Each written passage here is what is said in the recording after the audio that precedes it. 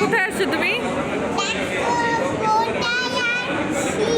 কোথায় আসছো? কোথায় দেখবো? কি দেখবো? কোথায় চলে আসছো? যেখানে। এটা কোথায়? হ্যাঁ, ডক্টরখানায়। এটা পাসপোর্ট অফিস।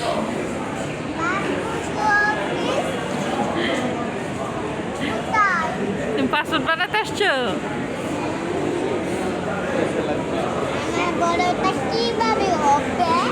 তুমি পাসপোর্ট বানাই কি করবা? বিদেশে যাবে? ইমাম বিদেশে? তাই? ভয় করবে না? কোনো ভূত নাই? তাই পাসপোর্ট বানাতে আসছো?